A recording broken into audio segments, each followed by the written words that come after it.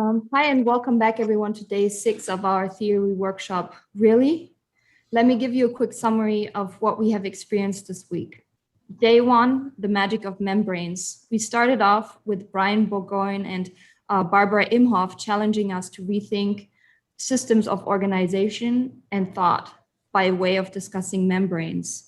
Day 2, living in our filth. On day 2, we discussed the stories of novel ecosystems and how they can help us rethink the relationship of human beings with nature and the possible kinship with other organisms, as well as the influence that this can have on the built environment and with it architecture and our perception of it.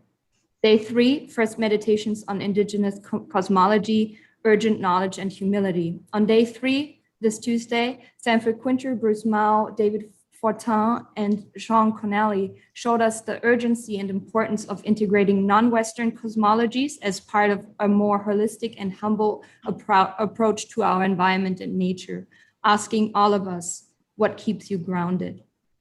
Day 4, you blow my mind. We discussed new interfaces between neuroscience, AI, and art, as well as architecture with Neil Leach and Sophia Crespo and Felikin McCormick and Lev Menovich. Day 5, once upon a time, a mega machine. Yesterday, day 5, Marina, Neil, and Sanford challenged us to rethink our relationship with technology and underlined the importance of context and history of technology in architecture. And today is the day for all of us to discuss. We want to hear from you, our audience, and give you, the participants of this workshop, a special opportunity to share your thoughts with us directly, comment and ask us unanswered questions. So as part of this workshop, because you're part of this, we would like to hear from you.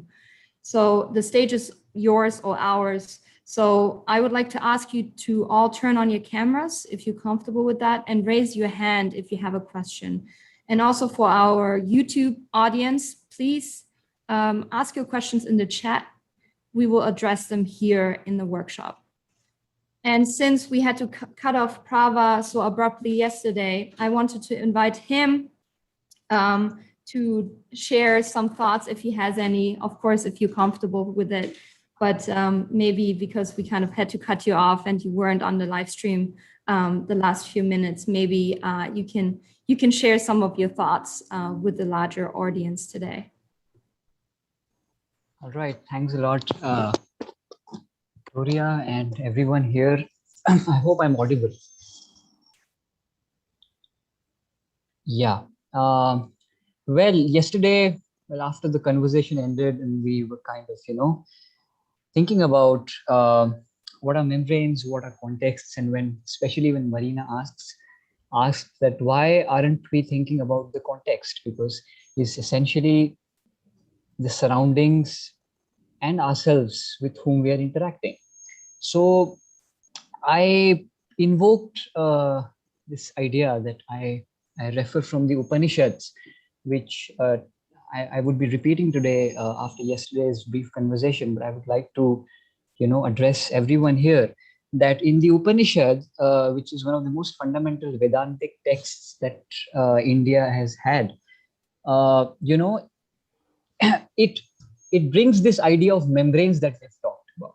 Yeah, like a sort of a liminal encounter through a particular, phrase that I would like to repeat today, which says, it's a Sanskrit phrase. It says the following. It says, Tat Tvam Asi, and which literally translates to you are that, right? And which inherently enjoys a certain liminal encounter where you and your contexts are seen from an extremely non-dual perspective, and which kind of hit me and yesterday when we were talking about membranes and contexts, that this you are that, in between this, the membrane is the context itself, which is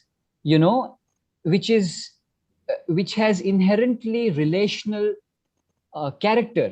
It appreciates, it acknowledges, and it embodies change that we all encounter through the membrane. So while we inquired on the fact that why aren't we talking about the context in the very first place, and are we at all capable of talking about the context, because we are not sure about who are you and what is that, right? So that membrane in between always bothers. Okay.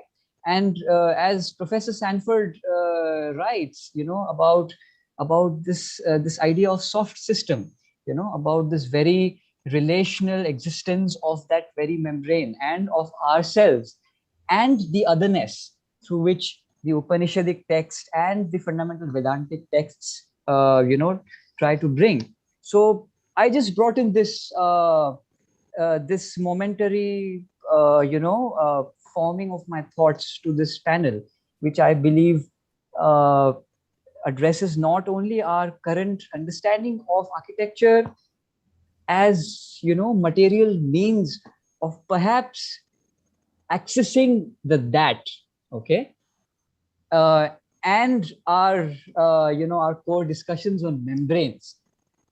So yeah, I would like to put it across this panel, and yeah, thanks a lot. Thank you so much. So Soumya, I wanted to respond to that. Hi, I am also from India, so I'm quite familiar with what Prabha was talking about. And well, I'm sorry, forgive me, my thoughts are all over the place, but I just wanted to point something out, which I noticed a couple of years back. So I rewatched The Matrix. I'm assuming everyone's seen it. And there are a lot of parallels between what Prabha was talking about, what the Upanishads talk about, and The Matrix itself. So you were quoting a conversation between a student and his guru or his teacher, where the teacher is an enlightened one, and the teacher is essentially telling his student, he says, you are that. So to put it into context, the student is Neo and the teacher would be Morpheus.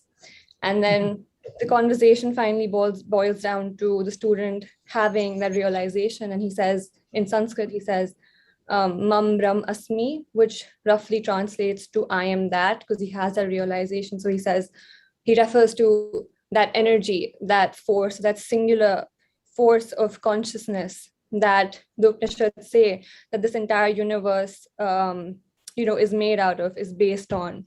And so, the only difference would be that in the Matrix, they place the human consciousness in the center, and the dreamscape, or the dreamscape that they see, the reality that isn't theirs, is what's created by this artificial superior intelligence. And then in the Upanishads, they say that what the world that we see, the universe as we see it, is a big hallucination. It's a dream from which you're supposed to wake up. And it also reminded me of, I was here last year as well, and we spoke about this TED talk that Anil Seth did on hallucinations, right? And I don't know where I may be reaching, but I don't know where he gets what the source of his research is, but I do see a lot of parallels there too, because he too spoke about the world that we see as being a big hallucination that the neurons in our brain create. And then when we agree on those hallucinations, we call it the reality. So I do think that a lot of what he was talking about also has parallels in the Vedas and the Upanishads. Yeah, that's all. Right. Neil, what did you want to reply to that? I just want to say that Anil Seth, of course, is from India. He's an remarkable person. His father came across from India to the UK, and his mother's from England. It was very unusual in those days to have a mixed marriage, but that's he's. But anyway, he's from India too. I just wanted to say, I mean, I think that the questions of context is absolutely fundamental to everything. I don't necessarily see there being a membrane there, though. I mean, I think that. I mean, the example I always give, and I forgive me if I've said this before, but I think it's important. That's to say, if you want to understand the other, I mean, it's actually okay. So Walter Benjamin has this theory about translation, and he basically says it's impossible to translate So you can literally translate. You can take a word. I don't know what the Sanskrit is for bread, right? But I'm sure there's a word for it. And I know that there's an Iranian type of bread that looks like a sheet of, I don't know, it's beautiful. It's like a bit of fabric almost. And what Benjamin says is basically is you can translate the word literally, but you can't understand it unless you understand the context. In other words, what for Viktoria would be bread, and I'm thinking of this what we get in Germany, this kind of rye bread, this kind of really solid, which you can build houses with, right? It's really solid. And you've brot, so you've got brot, right? But then you've got this word pain in French, which is this baguette, this light, airy thing that is completely different. So you can literally translate the word, but can you understand the word? Not really, unless you really understand the context. But then there's this other kind of issue that is raised actually out of a kind of Lacanian theory that basically that we can never understand the other. And that's a kind of really interesting kind of question. Can you ever put yourself in the situation where you can understand the other? So in many ways, I see that as almost the membrane. To the point that Zizek comes up with a comment about, what can love be? You can't really understand it. Love is the myth that fills the gap between the self and the other. So I absolutely agree that the question of context is fundamental because everything is defined in many ways by the world in which we're operating. But there is a kind of question about whether you can ever understand the other, which makes it kind of problematic in some ways. Yeah. I don't know Thank if you.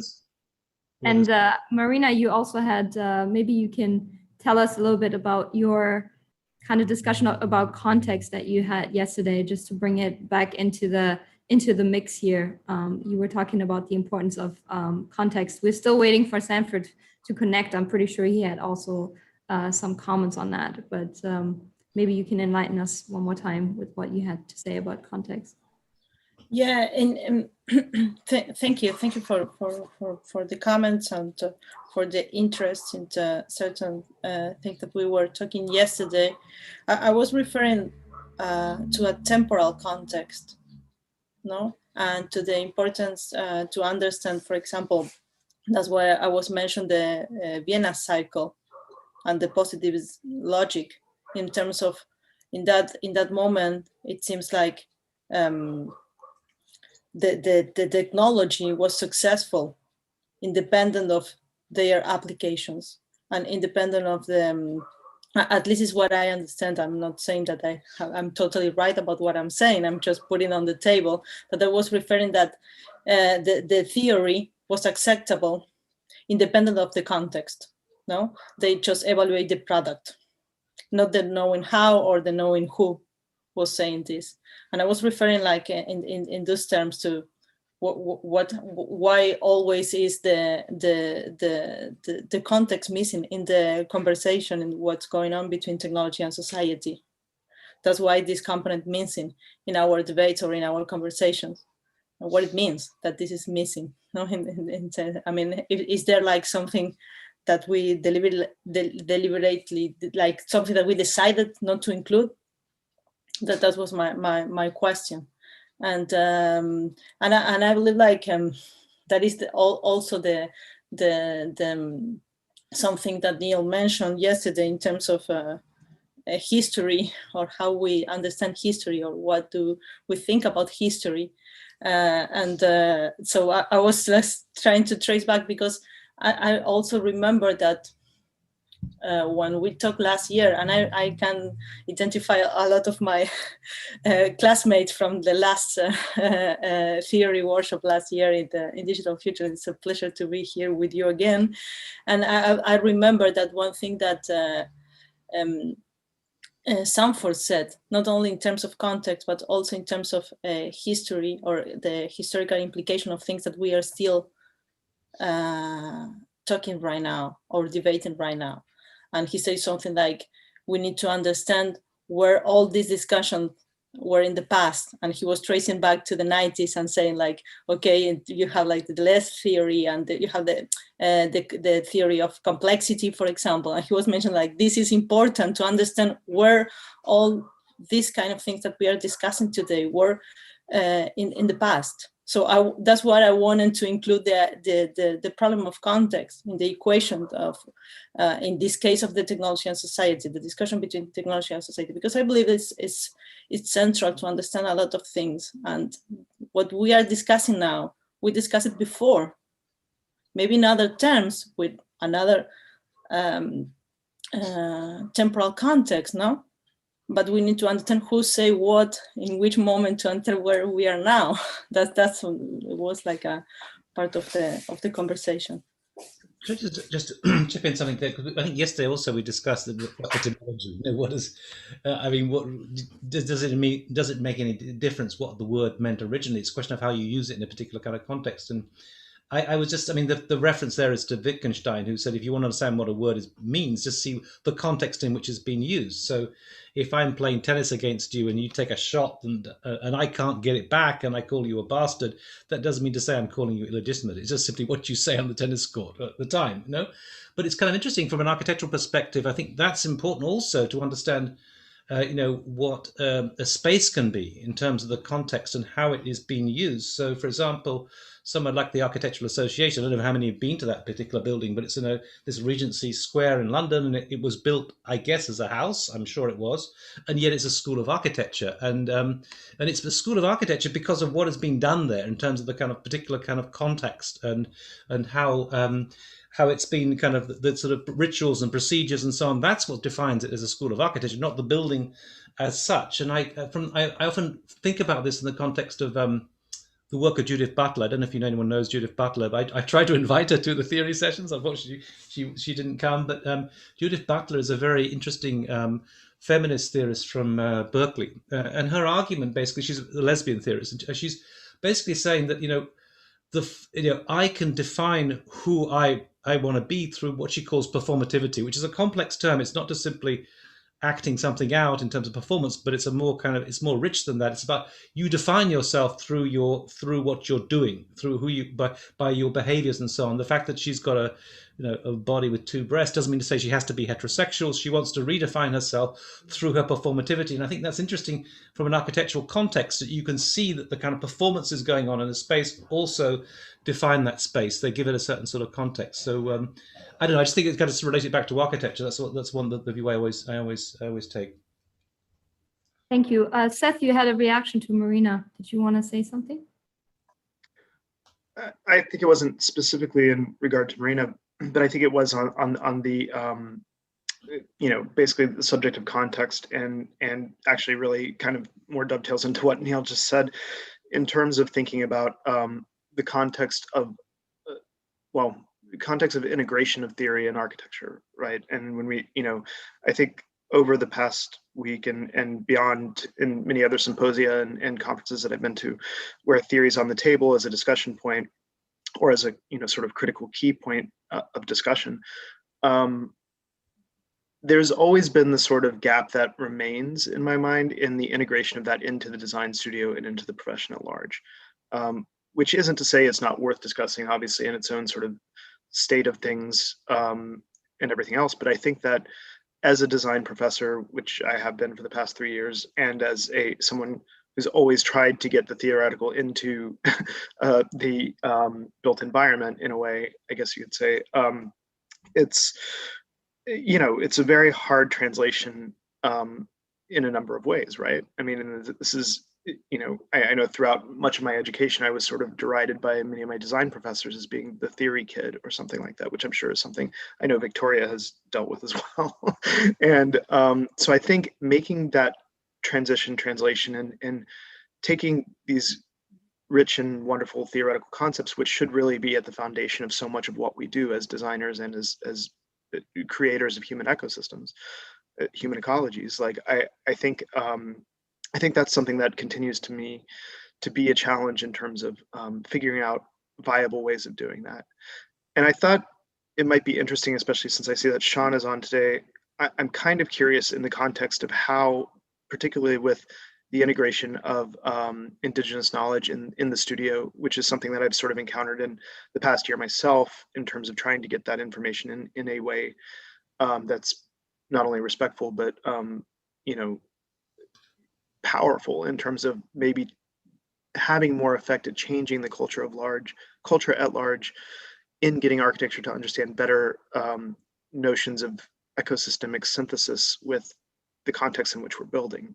One of the discussions I'm having right now with some friends of mine, a group of Irish architects that I'm somehow on a chat with, a WhatsApp chat.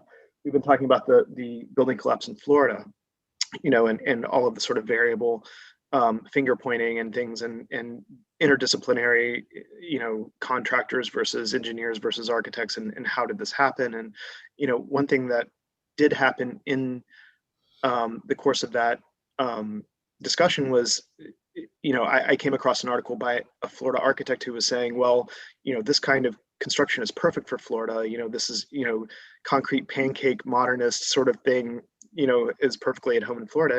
And, I lived in Florida for 7 years of my life. I went to the University of Florida for undergrad. And clearly anyone who's ever looked at the geology or the ecosystemic sort of relationships in Florida knows that concrete modernist structures are not perfectly suited to Florida. One may want to look further back at the sort of indigenous knowledge of building in Florida to see structures that are integrated into the local ecology. So anyway, that was sort of an aside, but anyway, I kind of was curious in terms of integrating the indigenous knowledge into the design studio and how we can perhaps make a greater, greater connection to building culture at large with bringing the knowledge that we're trying to bring.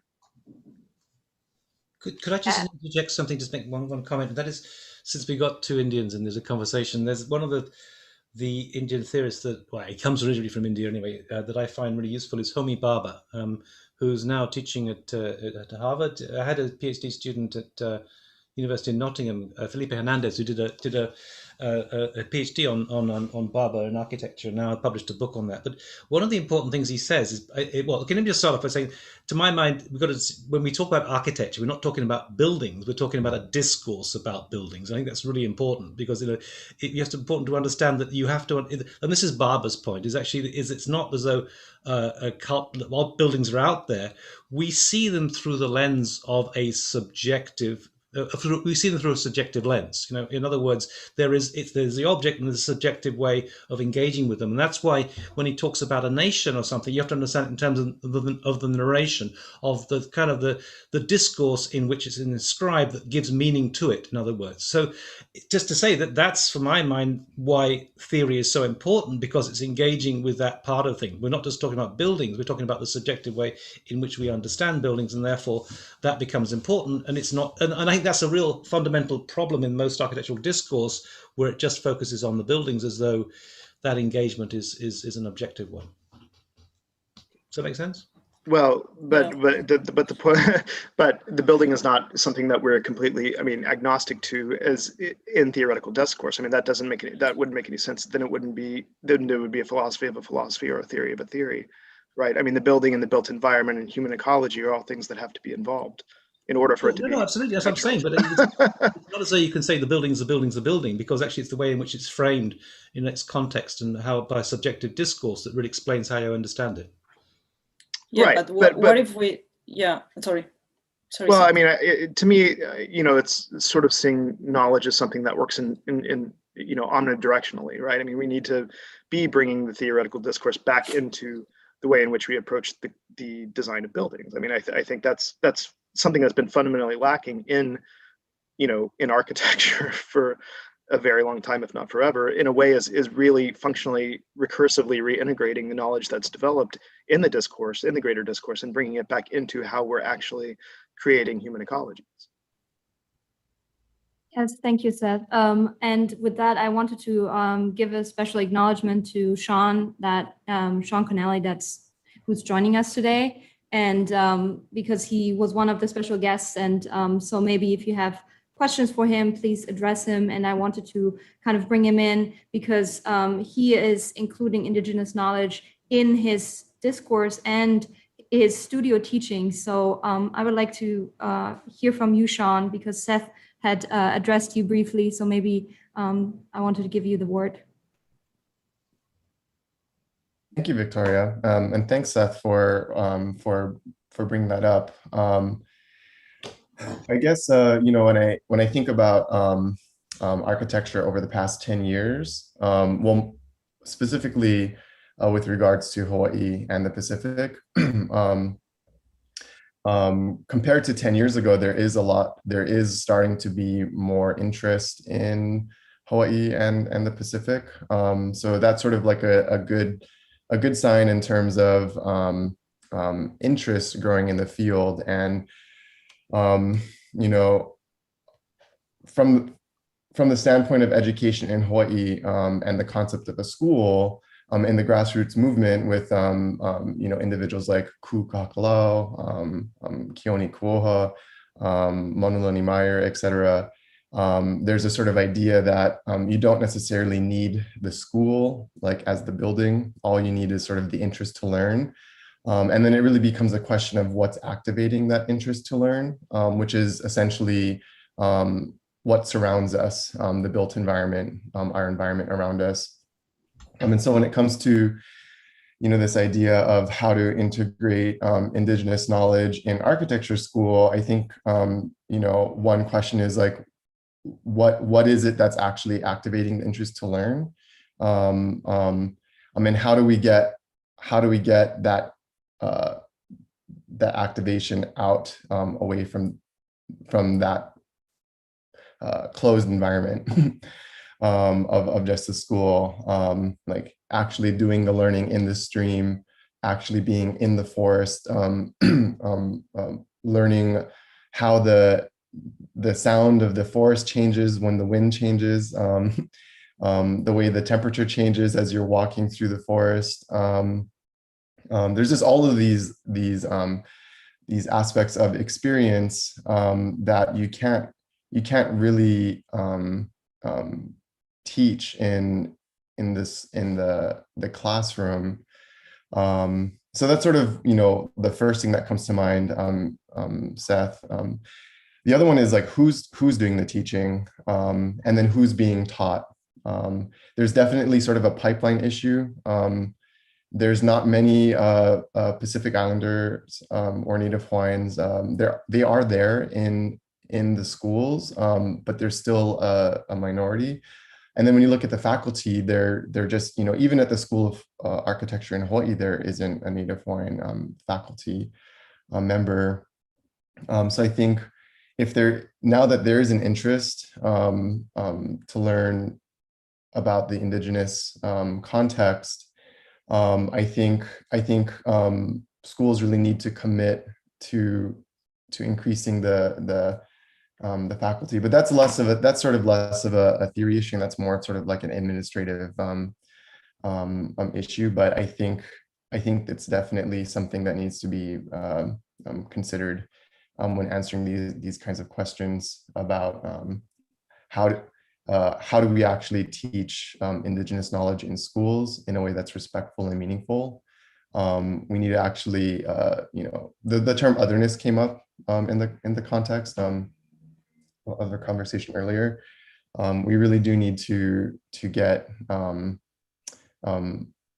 to actually support more Indigenous voices in the programs. Please help redirect me if necessary. I do remember from our conversation, you know, there was a sort of idea of what do you need to participate, and all you need is an invitation. But I think there's also this sort of sensitivity to this idea of taking up space and knowing how to listen, and being okay with leaving the moment you're asked to leave. So you can be invited, but then the moment you're asked to leave, you need to leave. And so there's definitely a sort of different sense of fluidity when it comes to accessing Indigenous knowledge. And ultimately, the thing that we have to contend with is time, because, you know, it takes 20 years to learn Indigenous knowledge. It's not something that you can just like pick up in a semester.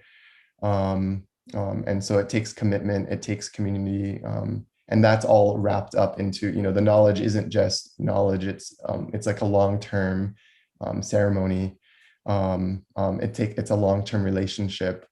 So yeah, those are all things that like come to mind. I think it's very complicated, and I think ultimately the thing that we have to contend with is the sort of different timescales of expectation when you're talking about something that's Indigenous versus talking about running an architecture studio for 3 months. One thing that I would say, when you did make the distinction between it being theoretical or administrative, I would say, really, speaking of context, I would say that distinction is we need to probably get rid of that, right? Because the administrative is part of the context of the theoretical in the way that it's brought into the discourse. So I start to wonder, maybe we have to have a theory of administration that starts to affect how we more broadly discuss these things and how we adapt in a way that's more inclusive, but also more potentially productive. Can I just invite, to say that there are a few people here who have been patiently listening, and I noticed their names and things, and I was to invite everyone to also join in this conversation. Are they able to do that, Viktoria? Is everyone potentially? Yeah, everyone should be able to. I know if you feel a little uncomfortable turning on your camera, that's okay, but please be welcome. And we would love to have you as part of this participatory workshop. And we would love to hear from you. I would also like to invite Sanford to say something, because he's able to hear us now, I hope, because you wanted to respond.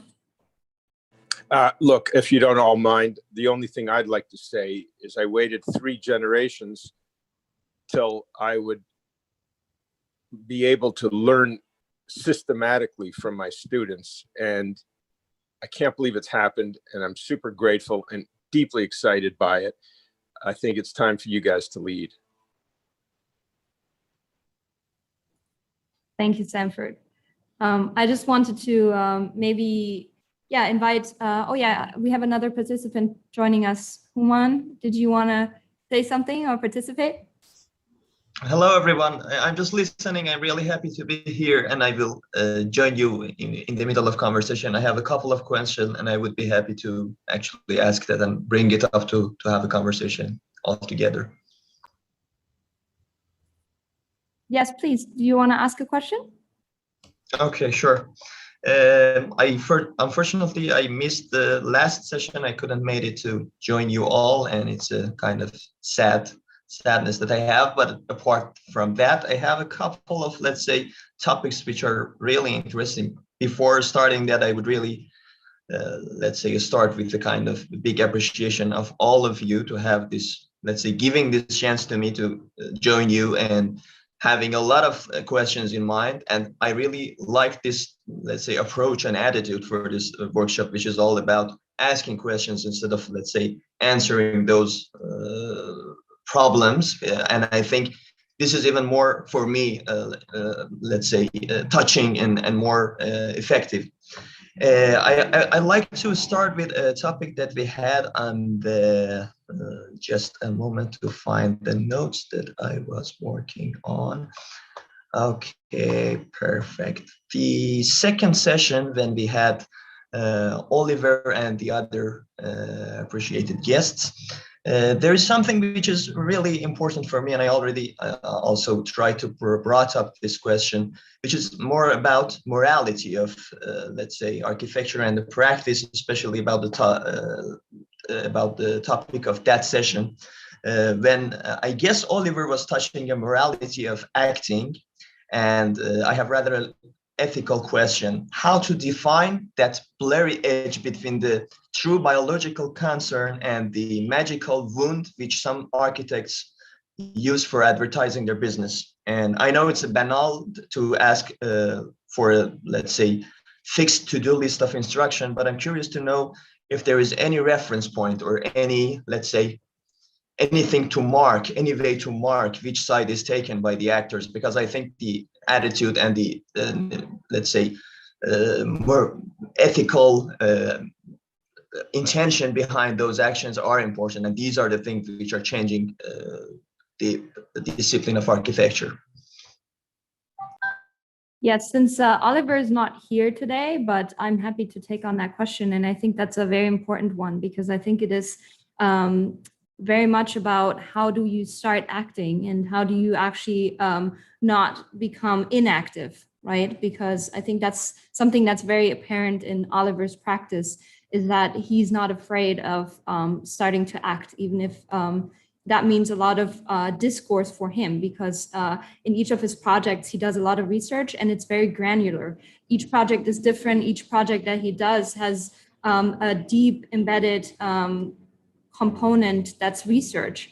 And I think it's really interesting because it kind of brings to my mind something that Anna Maria Callisto said in her talk, which was the acupunctual. So she was talking about the Amazon and South America and how difficult it is to sometimes, bring back knowledge about landscapes and how to actually start acting in that. And I think it is very interesting that she talked about acupuncture as a metaphor for that, because it means that you have to be very aware of the effects of what interventions you do within the environment, and that most of these effects are not even sometimes immediate, but can be prolonged or delayed. And so I think what we were trying to do with these the discussion about novel ecosystems is exactly kind of pinpoint that issue, that we have to take action, but we also have to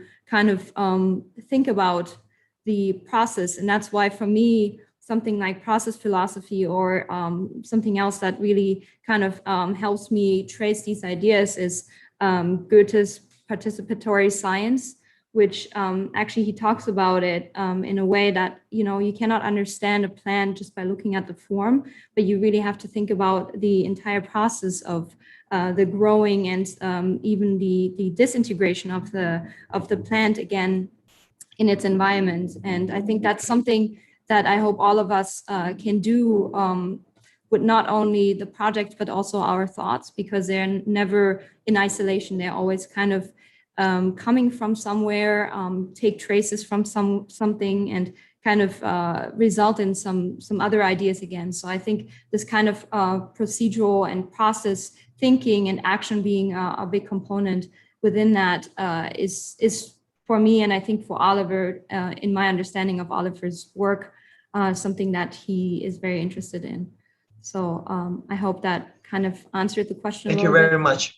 Yeah, I'm asking this question because to me, I mean, I'm not, let's say, happy. I'm not a fan of having categories for let's say different type of architecture, but at the end, I think that there is a spectrum in the practice of architecture, which for me, because I had the chance to work with those people who are, let's say, around me, and everyone has that kind of network of information which can tries to somehow have a concept of architecture, have an understanding of architecture. For me, there is two ends in this spectrum. One end is someone like Louis Wright, the Australian architecture, if I want to be specific about biological architecture and let's say landscape design in a sense. And on the other end, there is someone like Stefano Guerri. And this doesn't mean that I want to either blame any of those people or let's say this is right and this is wrong, but they're, let's say, intentionally different when they are working in architecture, and their attitude around the nature specifically is totally different. Because, for example, there is a project from Louis Wright, which I guess is Garden House, and the process which she defined it in a workshop that I was joining was really interesting, because in a way it was extremely respectful to the nature. It was a plot of land that he was working on for that project, and she was working on for that project. And the main topic was somehow first tracing the whole behavior of the land, in a sense to, let's say, mapping the behavior of the land and see which part of the land is changing by nature, which part is wet, which part is not, and etc. And then she tries to somehow touch the land in the most minimal possible sense. In a way that there is only 4 points of pillars of the building which is touching the ground, and even the biological environment which is underneath the building have the right to, let's say, breathe the air, the light, and everything which is underneath it. And I think the opposite kind of attitude, which is more business made and business, let's say, with the characteristic of a business style, is happening with Stefano Guerri, for example. Yeah, it's interesting because, the green becomes a kind of advertisement slogan, right? Sometimes. And I think that's very difficult. And I think Alexandra in her work, Alexandra Yeshke, who joined us for one of the sessions, for that session as well, and for a later session, her entire discussion of soil. And I was privileged to be on her review actually with Sean. Sean had co-taught with her in the studio. And with the students, we were discussing, the components that are actually underneath the ground plane that in architecture so often, and that is a little bit different in landscape design, I have to say. There's more awareness there, but even there, the deep richness of soil that is actually alive, and the roots that are kind of clashing and sometimes, kind of eroding even foundations and going into foundations. That is never really, discussed. And so the richness and the entire understory, not only of the forest, but of buildings, which means the kind of nourishing ground, and that the soil is so deep and so full of stories, is very important, I think. And that kind of goes back to the depth of ideas and thoughts, and kind of the tracing of a larger context that each of our actions is embedded in. So thank you, Human, for the questions. You're welcome. Thank you. Can I just pick up on Salam? Can I just pick up on that question? Are you being critical about Stefano Boeri, who kind of markets himself as a green architect? In a sense, yes, because I think that especially the way that it is, let's say, extending his practice is somehow, to me, I mean, it can be an appreciation, it can be also a flaw, which is the matter of copy pasting, and it is happening all around the world without that much of, I would say, a specificness and a speculation on the let's say, locations, on the especially the environments itself, how they are behaving. For him, it's somehow like repeating all over the globe, and it's the same attitude. But he puts trees on balconies and thinks he's being environmentally sensitive, right? That's I mean, for example, specifically about that project, which is somehow the core of the theory that he's using, there are a lot of problems which I fortunately had the chance to visit the building in person. There are a lot of architectural problems. I mean, you are trying to solve, let's say, find a solution for a problem, and you are instead, by solving that problem, raising other problems which are hard to solve. And one of them is, let's say, the problem of balconies, which is a technical problem. But anyway, there needs to be some solutions for such a, let's say, technical issue.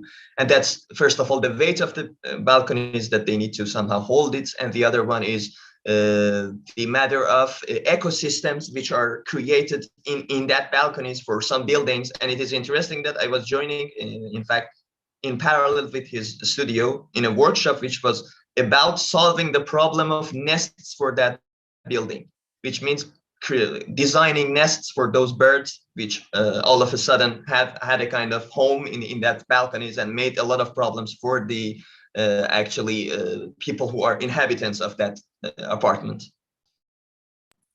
Yeah, it's one of the funniest things is when you see sections, architectural sections, sometimes where people place trees and they don't even think about that the tree has a deep, deep root system, and there's never enough space. And I think that's, one of the, it's like very cartoonish, but I think that's one of the things that architects really need to stop doing, because I've been in meetings with landscape designers that are just shaking their heads about architects not even understanding the components that come together in a tree. So that's what I'm saying, that because he's using, in fact, that on behalf of his, let's say, studio, which is obvious and which is totally understandable. But the point is that he's claiming that I am increasing the level of oxygen in the city, and somehow filtration of CO2.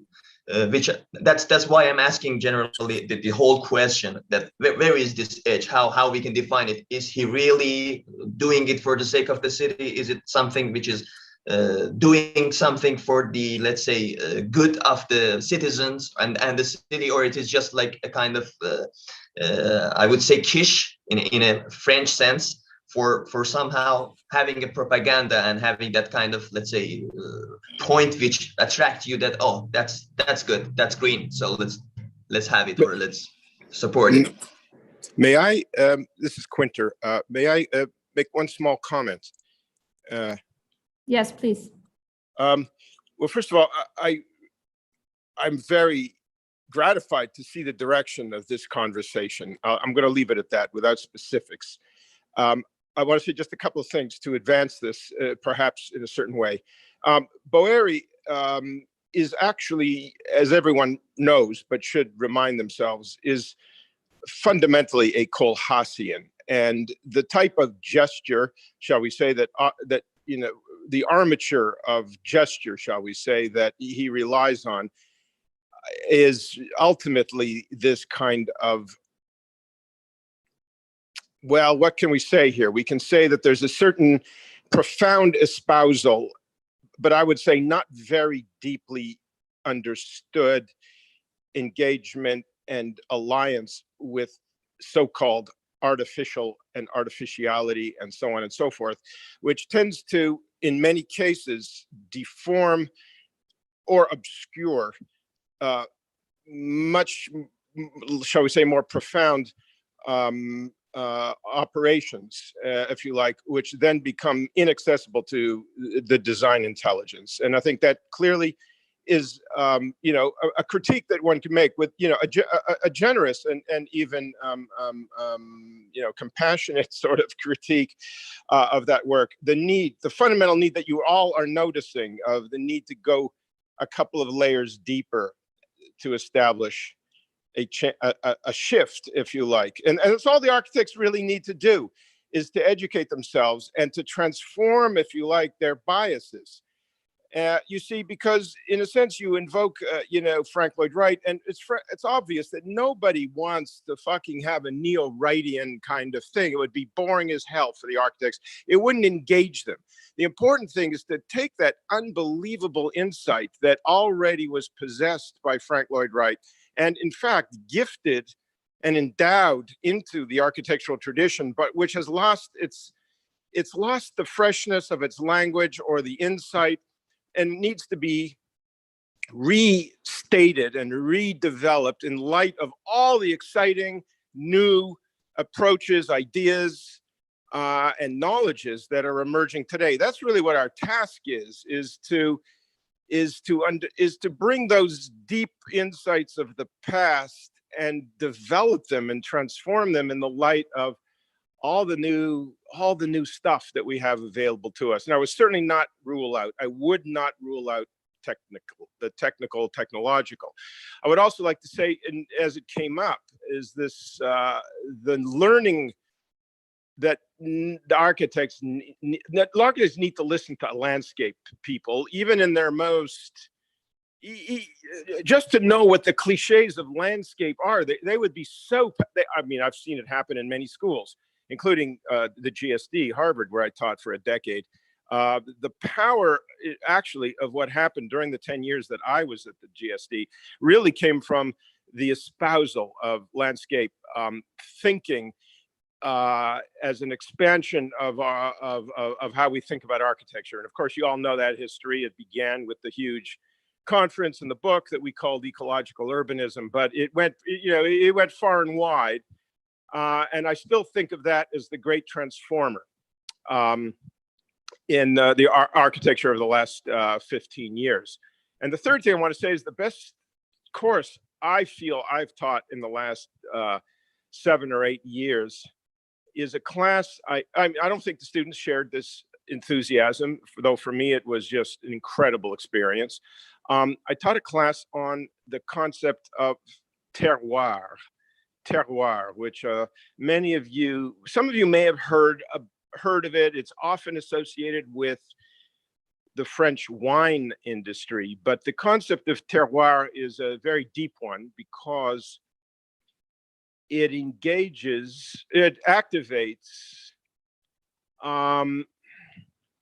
the landscape and the senses in a single concept. The idea simply being that wine, at the moment where it hits the mouth expresses a profound, if subtle, array of qualities and relations which can be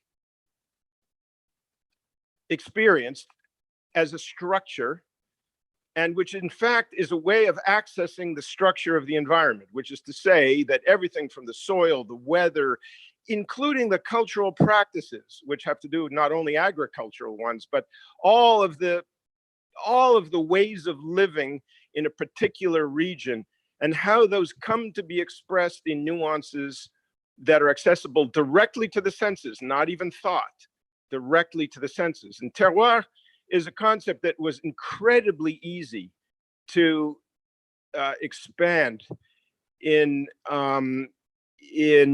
through readings and all across from history to anthropology, obviously the technical practices of how to isolate and extract and activate and even direct the production, if you like, of the wine, which is the substance really, which is being designed at every stage of the way, which is to say how it is planted, how it is treated, how the soil is treated, because they're really designing an experience.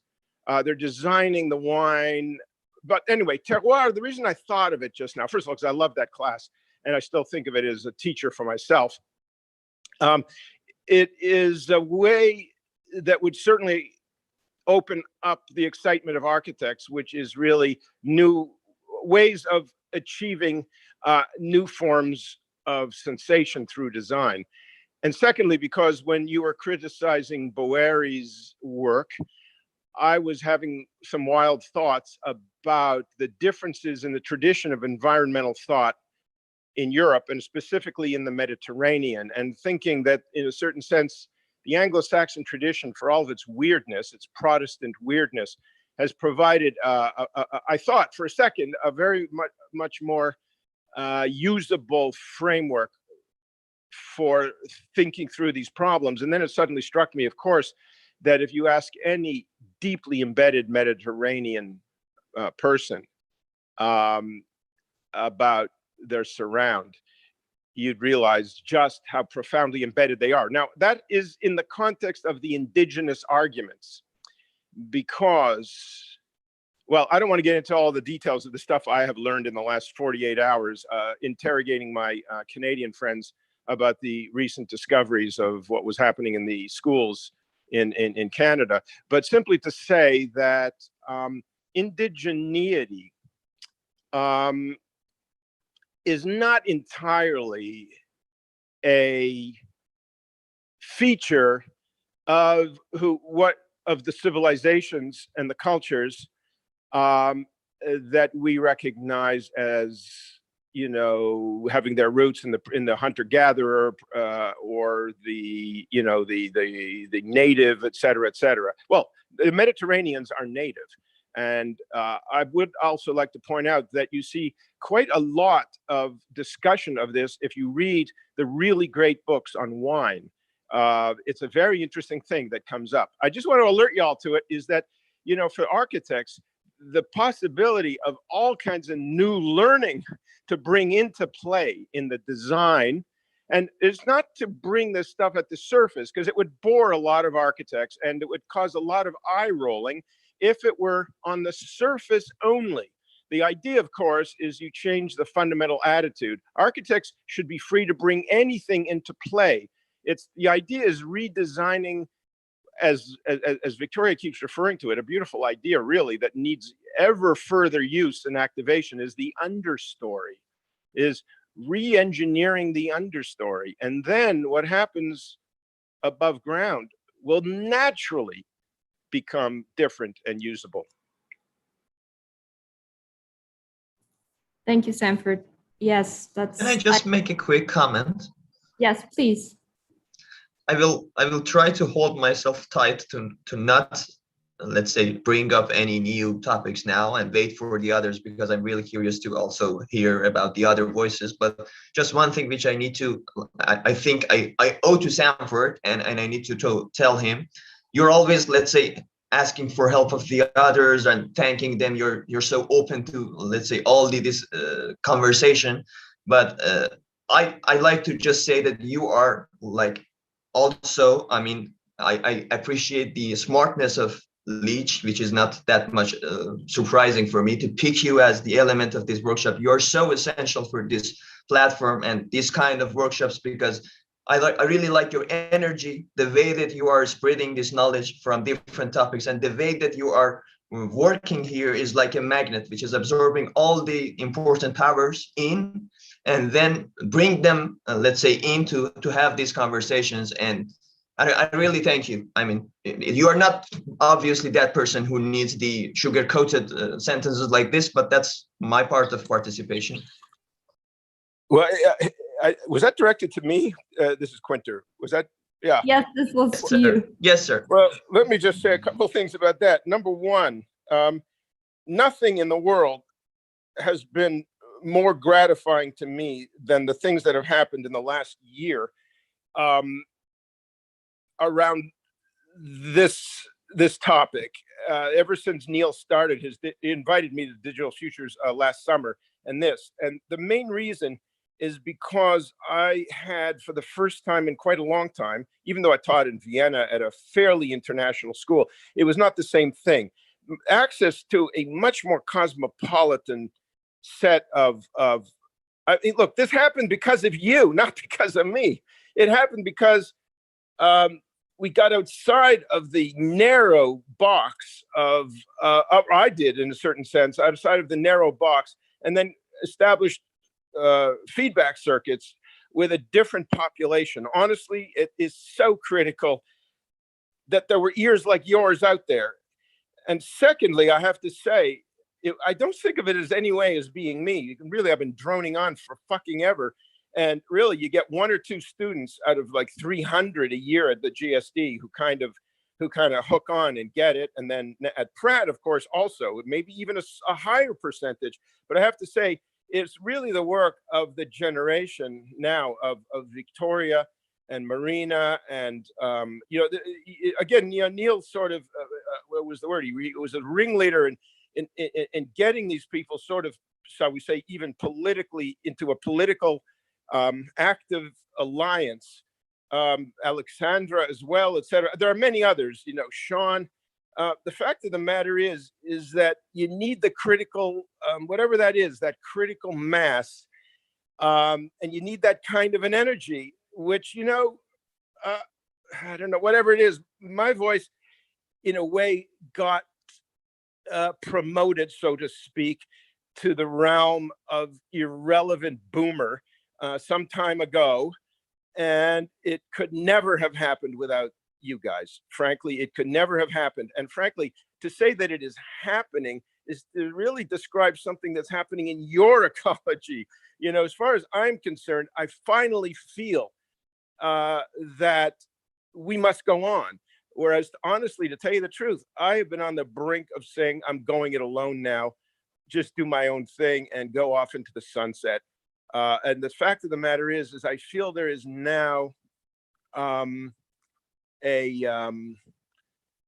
don't know what to say. There is now I don't know what the word would be. It might, I can't find the right word, but let's just say that there is a correlate in the population now of a shift. Let's call it a shift in awareness. Listening to Seth, for example, who I haven't really had contact with now in years, and just realizing how all he needed, in a weird way, was a trigger to happen one day in one class and allow that to simmer and then later emerge. And look where he's going now. He's going to, that Yale program, by the way, is extraordinary. And it took me years before I fully understood just what an incredible, strange thing it was of what they make possible, what types of things they make possible for someone today to study together. That program and those programs at Yale, and the ecology and the forestry, etc., They've completely reconfigured the field. They've destroyed the disciplinary boundaries in many ways, and they're producing some incredible. So what I want to point out simply is this: these are the shifts. No received category, and you said this very well, the person who just asked the question, you said this very well yourself. You guys are beginning to understand that it's those underlying categories that are the harmful ones and that need to change. And the minute they change, something extraordinary happens. Thank you. And with that, I mean, thank you, Sanford. I think it's really, I feel so grateful that this is literally forming a nourishing ground. I'm talking about the understory because it is literally the nourishing ground for the forest. And every tree is accompanied by a bunch of different fungi that are nourishing this tree. So the tree can't do it alone, but the fungi can also not do it alone. So I think it's a beautiful image of what we are doing, because we're all different, but we all kind of nourish each other. And I think it's extremely beautiful. And so please, I saw John, and I know Simina is here. Prava has turned off his has unmuted himself. So please speak up, say something. Yeah, there's just some small thing that I want to share. It's a bit hilarious, but let me continue that, our fascination for beverage. Okay, and we get in the countryside India, we get our teas, our chai, our tea in an earthen pot. Okay, and it's called kulhad. Okay, would you like to see it? Is my screen share allowed? Okay, let me just quickly show you, just for a visual context. Yeah, just look at this. Yeah, so in the context of the wine that Professor Sanford spoke, let me share this experience of having tea with this kulhad. What happens when you take it close to your lip, okay, and you kiss the brim of the cup. Because of capillary action, your lip stick to it, okay, because it's earth. Okay, so the moment you sip the tea, some of your lip gets stuck to it, and some of the tea gets sucked in the cup, okay, inside the earth. Okay, and then you have this gush of the smell of the earth that accompanies with the tea that you're drinking. So this itself is one of the perhaps the most profound ecological engagement that I've had, simply with having a tea with a kulhad, an earthen pot, where it kind of kisses you and brings back the idea. I don't know, I mean, it's kind of strange that all of the things that we're talking about seem connected, of this, of this capillary action being itself, the liminal space where you and the tea become together, smelling the earth, reminding yourself of the village that you belong to. So I just thought it could, take up our conversation from the wine. Yeah. Thanks a lot. Thank you. I just want to encourage, go. I want to just encourage that idea. That's all. I think, I mean, this is something to go back to. Actually, I learned a lot from Alexandra and Sean that co-taught this beautiful studio at the University of Texas at Austin with the students, that most of them didn't have like any, background in ecology or ecological thinking. The students just kind of discovered a new world. And it was beautiful because the image of tea, or tea as an entire system of thought and culture and tradition, came up in this studio. And it's really interesting that in a lot of cultures, not in my own culture, I'm German, they don't drink tea, but I spent a couple years in Japan, and there too, tea is opening up an entire story of culture and experience. And I mean, I was fortunate to be at a tea ceremony once myself, and I think that is an image of creating an entire experience, multimodal, like with different senses, not only with the smell and the taste, but even the touch of the ceramic cup. that is becoming part of it. And I think if we, as architects and designers and thinkers, are able to kind of, create and design experiences that are beyond just the visual and beyond creating just these isolated moments, I think then we really understand something. And it's extremely difficult. It's gut-wrenching to even think about incorporating so much in it. But I think the way we are able to think in this seminar already is beautiful. And thank you for sharing that, Prava. It's beautiful. I think it's a bigger context that we embedded in. So thank you. Thanks a lot. I want to encourage that ever further. I have to say, look, from my own education, I studied apprentice here at the Urasenke Center, studied the Japanese tea ceremony for well over a year. And I have to say, it was one of the great psychic revolutions of my life. Was just incorporating the worldview, the cosmology associated with tea in the Japanese tradition. But of course, if you saw my library, all the books I have on tea and how vast it goes, because the tea traditions throughout the world, first of all, they all have the same word for tea. Frankly, it's unbelievable. From India to Japan to China to the United, oh my, I got a call coming in. No worries. I'd just like to say that, this is exactly, and the whole thing, the earth, the fire, the water, it is so deep. The aesthetics, what can I tell you guys is basically you're on the right track. And these are disciplines of mind. They are habits, they're cultural habits. This is the understory itself. I just want to encourage it. Thanks. And with that, I would like to hear from Simina or John. You guys were involved, or Gustavo is here too. Are there any comments or questions? I know some of you might have trouble with the connection, but maybe you don't actually have to share your. Oh yeah, there we go. John, please join us in this conversation. Thanks, Viktoria. And I'd like to continue acknowledgements to say that it's really Neil that has put all this together, both last year and this year. Really appreciate these theory/philosophy discussions. They've been incredible. So yes, we have wonderful guests, but Neil organized the whole thing. It's difficult for me to really jump in. I've only been able to participate intermittently this week, but I'd like to come back to a comment that you made, Viktoria, just kind of offhand,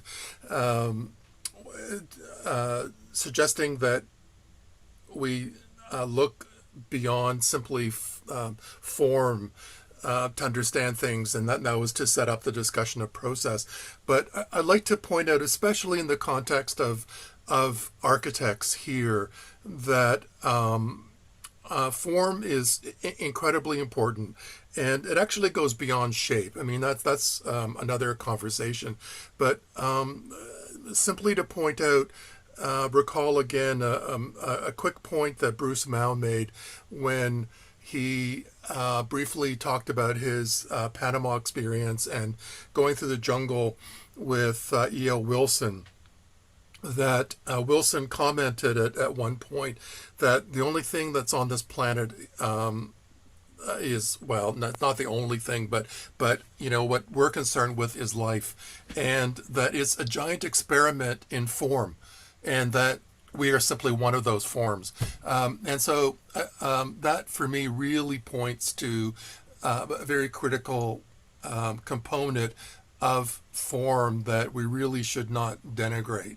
So The problem is that we often see that in isolation, and this comes back to the problems of categories, how we close things up into different segments, and they don't interact. So that's simply my comment. No real question at this point. Thanks, Viktoria. Thank you, John. Yeah, I think that's a very interesting and important discussion that could definitely have its own workshop, I feel. So I think that's beautiful. Maybe Simina, did you want to say something? I know I don't want to put you on the spot, but you've been participating so beautifully, and I want to give you some more time. I don't know if what I'm going to say next. It's really at the level of this seminar, but with all the talk with the indigenous context and what Sean said today about really understanding it by a walk into the woods and smelling and feeling it. I remembered a song from Johnny Mitchell, and one of the first lyrics, I think, it was about, so it's Big Yellow Taxi, the song, and she says there, they took all the trees and they put them in a tree museum. And I thought, the song, it's about Hawaii. And I thought, let's not it's a great temptation to engage this indigenous I'm not pronouncing it well, sorry, culture and approach, but only from the outside. And we may pass into the trap of perceiving it only as visitors in a museum. And what Sean said made me think, we need to be there to be a part of that experience and engaging in almost like a lifestyle. Of course, if you're not born there, it's harder, but I don't think it's impossible. I think only by engaging it as your own, as a lifestyle.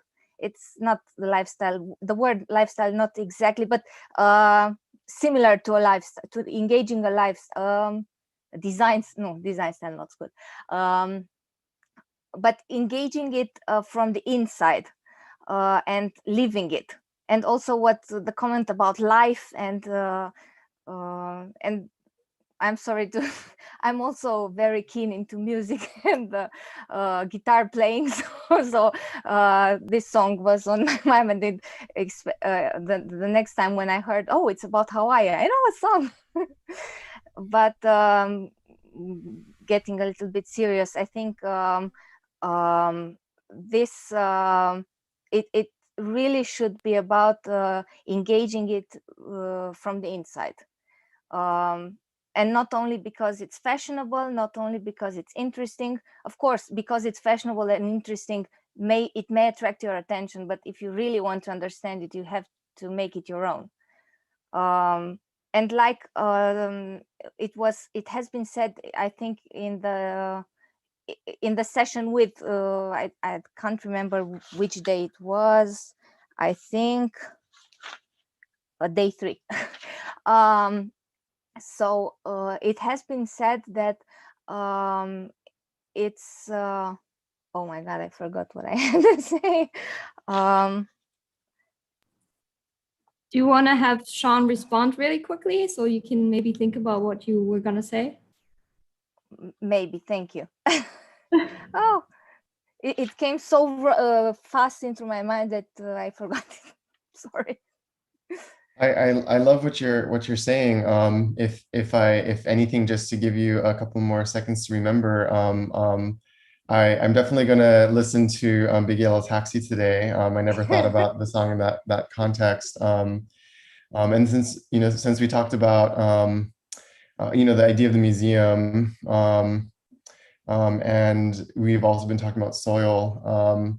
Just the sort of the importance of people who take care of those resources, And ultimately the respect that needs to be given is to those people who are on the ground, cultivating the ground, taking care of it, and in that process, experiencing the knowledge that they're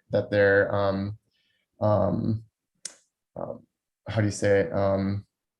That's been sort of passed on, or in many ways recovering, reclaiming. The trauma of the past 200 years is now a part of the cosmology, and so yeah, I love that you also talk about music and playing the guitar. Yeah. Before being an architect, I always dreamt of being an opera singer. But you have to have talent, at least. But it's very dear to my soul. Music, classical or not, modern, it's very dear to my soul. If I may, oh, sorry, you finish your thought. No, as you see, I don't have to be interrupted. I forget things without being interrupted. I had another question. I wanted to say that I did not remember what I wanted to say, sorry. And I had another question, but please say what you had on your mind, and then I can put the question.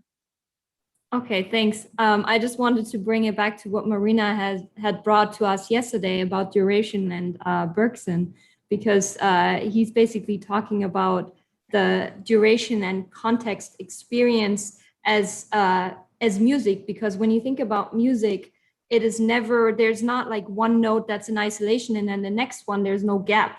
It's always overlapping. So you kind of have that entire flow of the experience when you listen to a piece of music. And that is how Bergson sees our experience of time as duration. So I think it's a beautiful image, and it's very helpful actually, because we are talking about going through the forest. It's never that you see one tree and then you see another tree. Of course, our perceptual apparatus kind of filters out certain things. But if you think about it, it's a continuum, right? And so I think the image and the metaphor of music is a very important and good one. In general, sound, that you cannot close your ears, really. It's kind of always there. And even when you sleep, that's why we install alarm systems that are based on sound as architects, because you cannot shut that off. And so we are always hearing, in a way, if you will. And so we are always embedded. And so this idea of sound and music is, I think, a very important one. Because we don't only see space, we also hear space, and it's a very big component of how we perceive environment and space. So as architects, I think it's a very powerful thing to think about it. It's great. And when you said about the continuum experience, it made me think about Puccini. In an opera by Puccini, you don't have the time to clap. It's going like this. It's the experience, and you're with your heart, like I love Puccini. May I put the question? Ask the question now. It's for all you who taught this workshop from the scratch. And my question was, when I read the description of the topics, when I read the titles and the topics, they were so poetic and not immediately linked to architecture. And I think that is what attracted me at first, because you rarely see that poetic character nowadays. It's kind of dismissed, or it's not really understood. And I wanted to ask you, how did you choose these topics? Apparently very separate topics, but now at the end of this seminar, I think they were really intertwined and really connected to architecture, and this was a great experience. Thank you. But if you can share the strategy behind this, choosing these topics, you nailed it. Thanks. This was the question. Neil, did you want to say something about this? Neil and Marina were the ones that came up with this whole construct. So well, yeah, I mean, just to say that last year was a revelation. In terms of, Sanford was. I mean, he's not here, so I can say these things, and he won't be embarrassed. But I think it's so important to have people like Sanford around who raise the debate to a level much higher than the standard discourse. The only other person I can think of who would do this in architecture, well, there are others, I guess. I mean, but one of them, the people was Mark Cousins. Who was teaching at the Architectural Association. I don't know if anyone knew him, but he was amazing because he really, that's what made the school in many ways. I was teaching there for only about 3 or 4 years, but it kind of remained my intellectual home, and I'd go there often on a Friday evening because he would hold these kind of saloons, that kind of like he would give these lectures, and everyone from London would come across into this space to debate things, and it was the most astonishing thing, and I think that's what led to a kind of actually a design culture that was really rich. I mean, at the time we had people like Akamengas and Neri Oxman were students there, and out of that milieu, out of that kind of way of thinking, which is actually there's a whole history of that going back to Gordon Pask and beyond, that was really, really rich, and I think it's out of that kind of fertile ground that architecture thrives. And unfortunately, of course, Mark died this year. But we're going to have we're giving out a Mark Cousins Theory Award this year as a way of kind of trying to keep that alive. And I think on the closing ceremony, we'll be giving this out. But which is not without certain complications, but I will go into that now. But I think it's important to just keep this thing alive in a way. So as a critical inquiry and so on, and it's so great that Viktoria and Marina are there, who have been joining us in some ways. But just to say that what happened this year is it came out of last year in the sense that we established a kind of platform.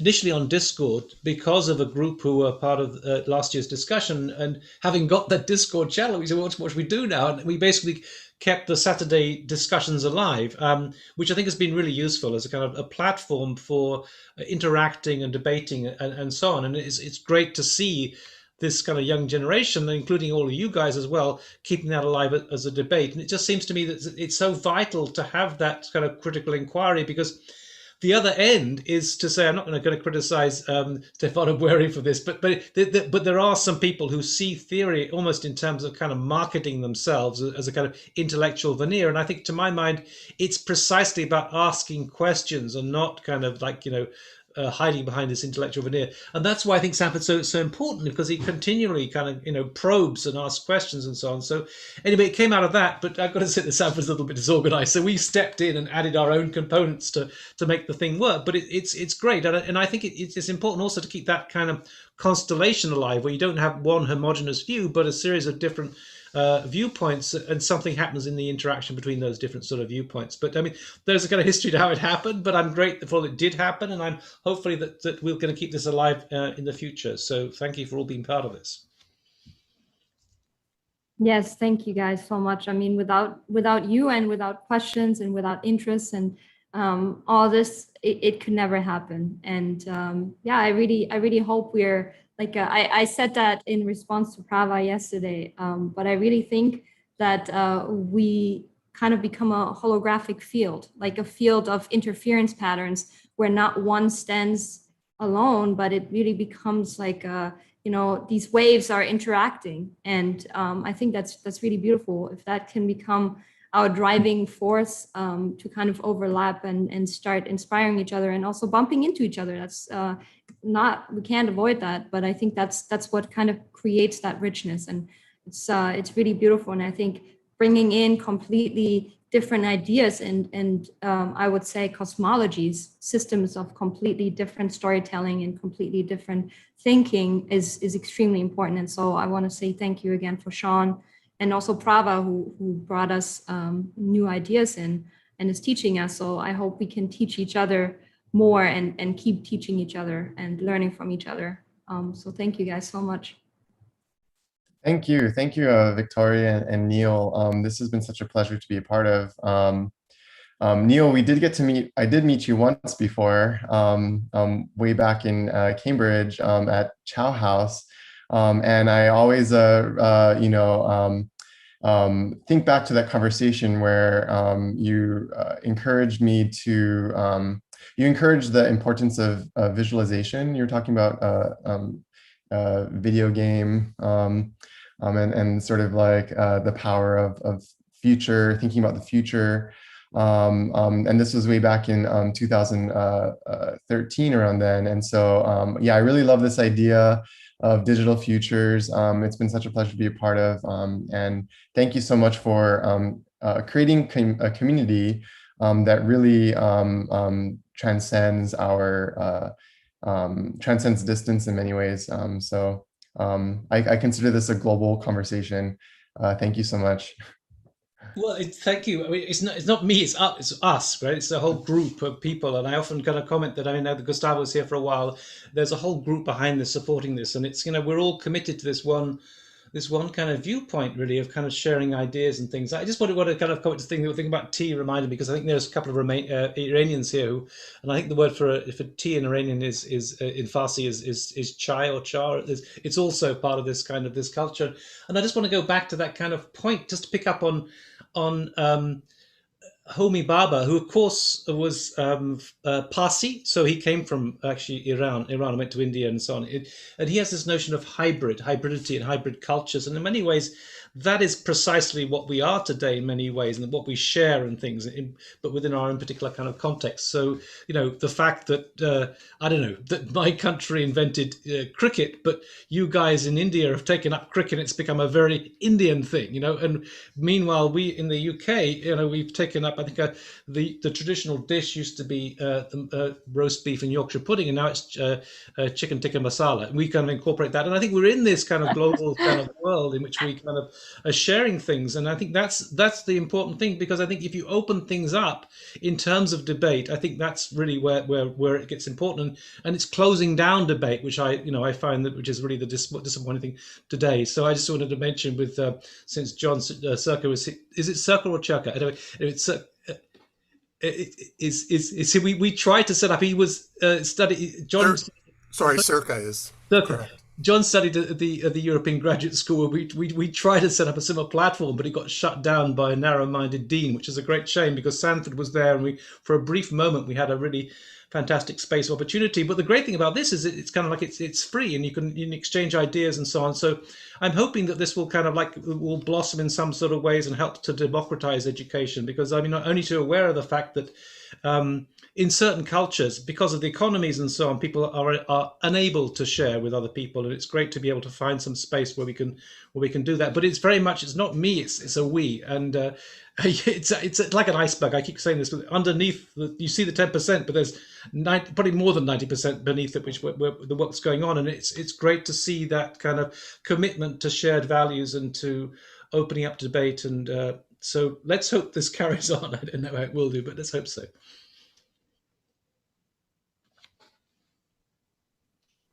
Thank you, One Neil. thing, Viktoria, one thing came to my mind, which is about the conversation that Sanford just brought it up. Can I now open it, or is it a good time? Please, just chime in. Okay. There was first of all, I really liked the way that he was somehow primitively and analyzing the situation of, let's say, ecobiology and, let's say, biological architecture. Where is it coming from? Which was mentioning the societies were hunter-gatherer, and I think it is really, let's say, connected to that topic. And more even important than that is the way that he is reading the history, which I think is also connected to the matter of theory of architecture. I think that's the point which is really, let's say, important and has a high value in order to read the past, because it should refer to the moment of now and present in order to have an effect.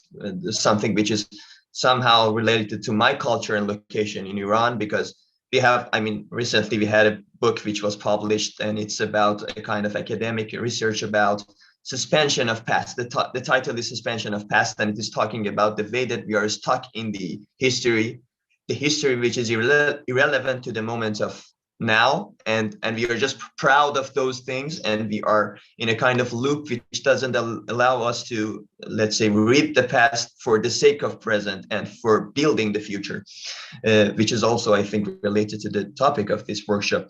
But apart from that, Sanford was talking about the matter of change, and I will pick it up from that point and also connect it to another session that we had during this workshop, again about the change. If I'm not wrong, it was again in the second session.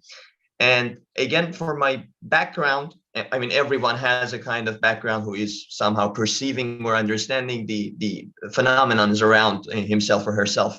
And for me, it is strongly related to the politic issues because of the country that I'm living with, because of all the environment which I'm experiencing it.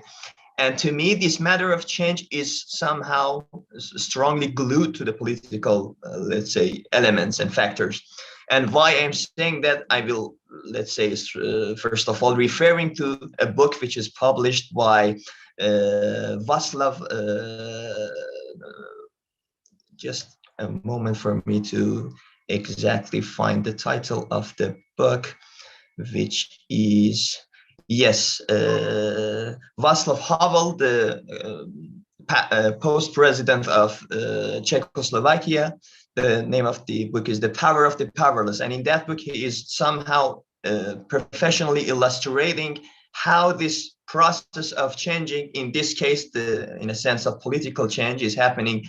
And at the end, the thing which is important for me, and it was also related to the topics of the workshop that we had, the discussions that we had, is the matter of love, or the matter of the attitude in a more general sense, and in a big umbrella, a more big umbrella, if you want to look at it. And he was telling at the end that it is not the matter of the political actions which is changing the societies and changing the political factors, but more than that, it's the matter of attitude. It's the matter of love, in a sense, as a part of attitude. And that's the way that it needs to change the mentality, the way that people are thinking, in order to reach to the point of change. And I can somehow apply it to architecture as well, in a sense that we need to somehow change our attitude based on the, let's say, presets, political presets that we have as a tool, because for me, it's almost impossible to deny the political forces which are affecting the architectural practice, in a sense. And I was just curious to somehow pick up that point and saying that, because we didn't talk about these political, let's say, forces, or is there any political forces at all? That's one question that I want to raise. And the other one is about since we are all talking about raising the questions, one question which we already covered like briefly in one of the discussions is about the title of the workshop, or in a more, let's say, precise way, the futures which are in front of us, not only one version. And in that sense, I would like to ask that, do we have any manual future, or what about asking that, what is the manual future that you're talking about? Since I think that manual and digital are not, in a sense, versus each other, but somehow completing each other. And when Simina was asking about what we had as a perception at the beginning, to me, instead of being a poetic workshop, I was thinking that it's practically going to touch the futuristic topics, and let's say the topics which are practically about future. And I was afraid that we are going to stuck in that environment which some of the people who are studying futures are engaged in. But at the end, now I am quite sure that not only it's about different topics which are super intangible and, let's say, like a network of factors which are working for architecture, but also it's also the matter of manual that we are talking about, like specifically about ecology and ecobiology that we talked with the other guests on the other day. Can I just maybe make a quick comment? That is to say, I mean, I think politics is everywhere, by the way.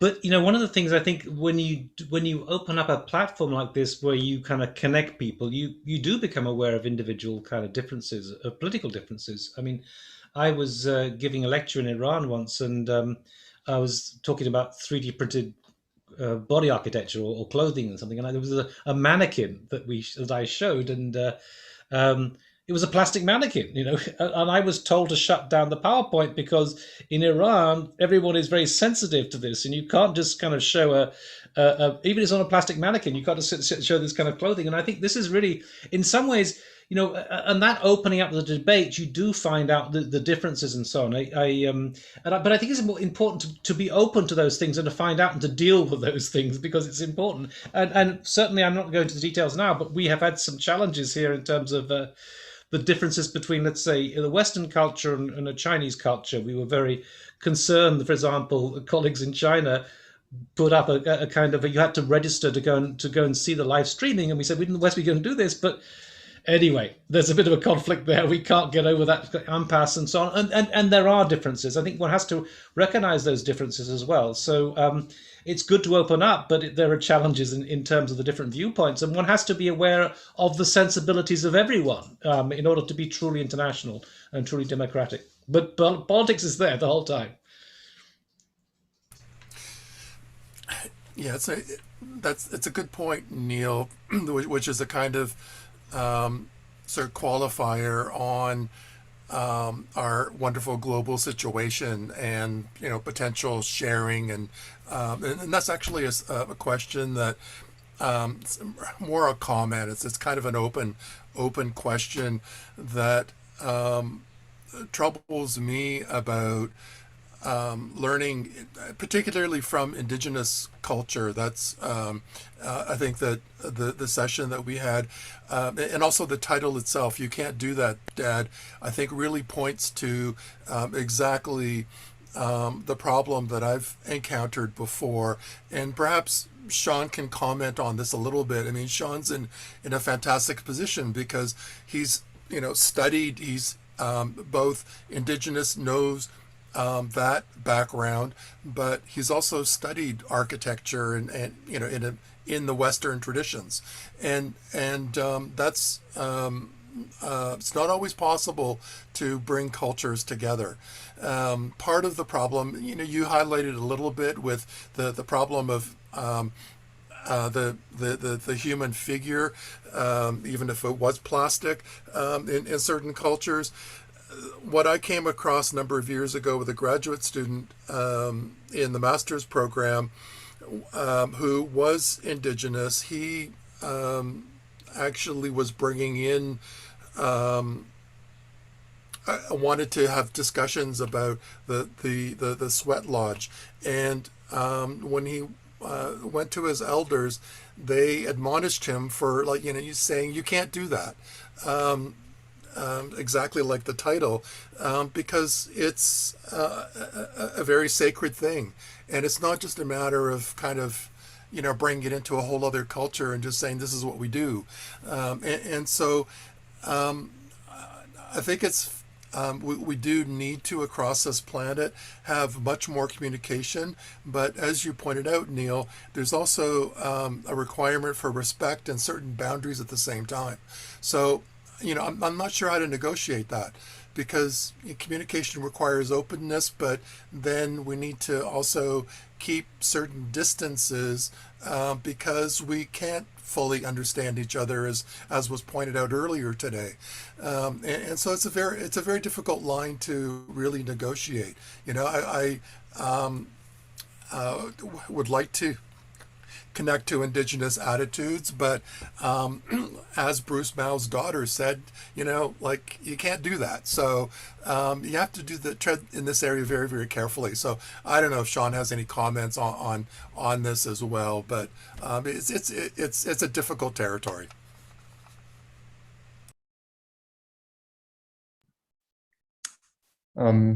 Yeah, sorry. Somebody was knocking my door, so I missed the very, very beginning of that. But I think just to reiterate some of what I was saying earlier, because after that conversation, the thing that I didn't really say then is that the importance of being invited. So if there's a very sort of sacred space that you're not invited into,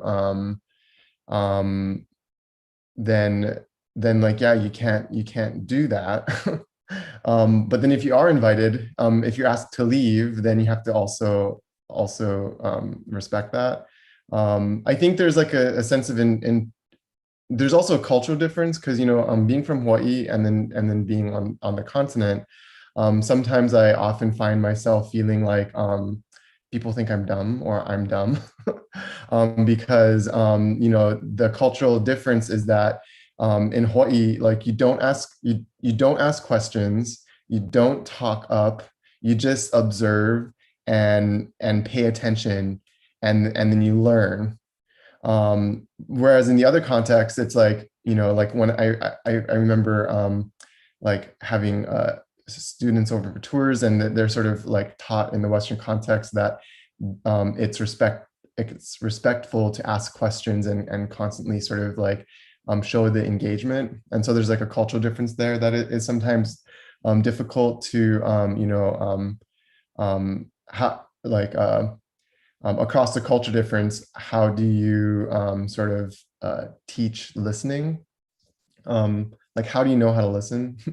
As another sort of difficult aspect of that. And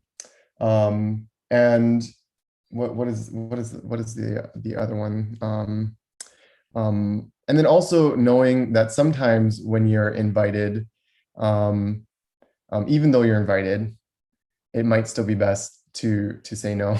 So it is very complicated. I think what it is it just takes following. We say follow your gut, like follow your gut experience. If you want to do something and someone says, yeah, it's okay, but then you feel in your gut that it's not okay, then maybe you're not ready for it. But then the person next to you might be ready for it. I do think about, I think it was, oh shoot, which king was it? It was, I think it was King Kamehameha the second. But he went to, he's the king that died in London.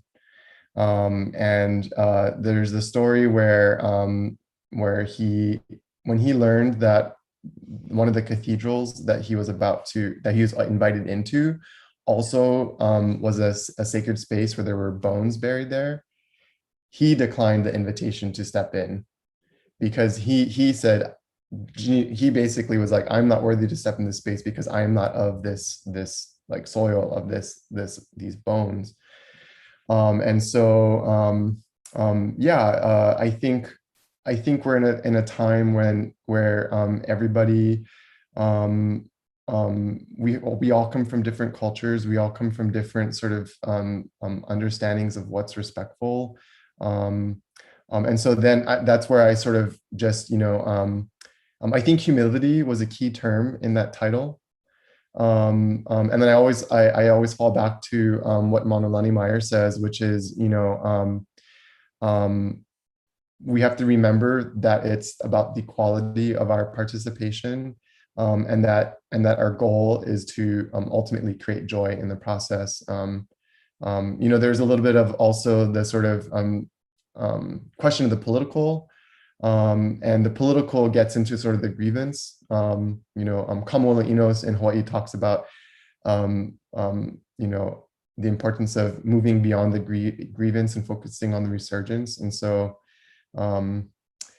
yeah, I think those are the things that come to mind in terms of this complicated issue of respect and participation and humility.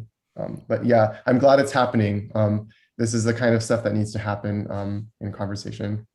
Could I just chip in something here since Samina is here? And that's to say, I don't know if you're aware of this, but many years ago, it's when I was first academic in 1995, I think it was, and we set up a conference in Bucharest, and it was called Beyond the Wall, which is basically two things: beyond the wall, post the collapse of the Iron Curtain, but also beyond the wall in terms of disciplinary boundaries. And I brought Frederick Jameson into that, and it was a very interesting debate in itself. I actually got Slavoj Žižek to agree to be part of this, and and then I forgot to follow up, and he double booked, so we didn't get him there. So I'm really glad this time round we got Slavoj, because I think he's an incredible person. But one thing I will say is actually he caused real problems for us. I mean, I don't know why, but apparently in China, which is of course a communist country, you don't mention ideology for some reason. I don't know why. But that became a kind of sticking point. So you're always already aware of these kind of cultural differences, and you continually have to negotiate it. But I think one has to respect those boundaries and be aware of them, but also in some senses try and transcend them in some ways. But yeah, anyway. I think it's an interesting topic for the next generation too, especially for the generation that is indigenous, and they are sort of, because I mean, there are cultural practitioners who are misogynist or who are not necessarily done the right things in the past, and there are ways in which colonialism has transformed cultural practice in a way that excludes women, excludes LGBTQ, and so it's very complicated, and so for the indigenous generation that is trying to sort of change things, that's where they need to have bravery, and they need to follow their gut, where based on their experience of knowing who their elders are, even though an elder might say not to do something, that is a decision that that indigenous student would have to sort of make, Sanford's not here, but he was sort of mentioning the sort of question of like, when do your mentors tell you not to do things, or how do you respond to that? So yeah, I think the word maybe to add after humility, which was mentioned in the talk, is bravery. I just want to say we're going to have to shut down very soon, because there's another session, the inclusivity session. we want to include that, but we didn't realize before, but there's a platform that they use the same platform, so we have to shut down before they can open theirs up. So just to say briefly, tomorrow we have this final session with Wolf Bricks, and it's going to be a different session. It's not going to be so inclusive in some ways, but never mind. But I just want to say that we should try and kind of keep this conversation going. There is a Discord channel which actually Marina and Viktoria were instrumental in setting that up, and there's a kind of debate there which is going on over and above whatever happens in the terms of the Digital Futures platform itself. So please feel free to join that. Does anyone have a kind of the link to that to put that up there in case someone wants to go and sign up to that? We have there's a session on theory, material intelligence, and so on, a few other things. So we should probably need to open up also a bio design thing. Maybe we need to kind of develop another channel, but I don't know if Marina or Viktoria could put the link in onto the chat, because it'd be good to keep this alive. We can send it by email if you want. Oh yeah, okay. Some of the attendees are not here, so everybody can join us on the yeah, it's the same as last year, John. Yeah, same channel. Yeah. So, but anyway, I guess we've got like another 2 minutes for any final comments before we need to really hand over. Yeah, thank you, everyone. And thank you for the contributions today. I think this was beautiful. I think this was very necessary to have your words and your thoughts to be shared with us. And special thanks again to Sean joining us and sharing his wisdom. So I wanted to say, personally, you guys have my email, because I will send you an email with, kind of a, just thank you. And please feel free to ask me any questions, contact me. I really hope we keep this alive, as Neil said. And yeah, I mean, Discord is not for everyone. I just put it in the chat. We will be there, but also feel free, if this is more meaningful to you, put it in writing, put it in email, follow each other on Instagram. I really, there's many different ways to stay in touch, and I really hope we do. So thank you, guys. Jufei's got their hand up. Is that how I pronounce it, Jufei? Sorry, you got your hand up. It's okay. It's just I want to share some views. If it's okay, if there's no time. No, quickly, just do please. Oh, okay. Well, actually, I'm a student of landscape architecture, so I'm really happy to find that we have so much in common. And For example, the 2-second section of this workshop, it reminds me of the landscape urbanism, which means that landscape system in city, well, or to say the network can be the basic framework or structure of our city. So because our built environment changes over time, the point of view is that landscape can be a living carrier. It comes from ecosystem and bring us new form of space. Well, just like the thing that no gender is formed, and that's what comes into my mind just now, right now. Thank you. Thank you. Hey, where are you, Jaffe? Are you the GSD by any chance? No. No. I was a master student in Southwest University in Chongqing. Okay.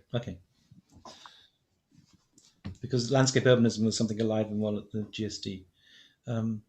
Yeah, thank you for that comment, and thank you for everyone that kind of saw the connections. And I think it's beautiful because yeah, like the sessions were very different, but in the end they were so connected. And seeing that resonated with people, I think is for me makes me extremely happy. So thank you, everyone, and let's stay in touch. Unfortunately, we have to give it over to the inclusivity and inclusive futures workshop now, but this is also about inclusivity. So thank you, guys. Thank you. Thank you, Viktoria. Thank you very much. Thank you, team. Thank you.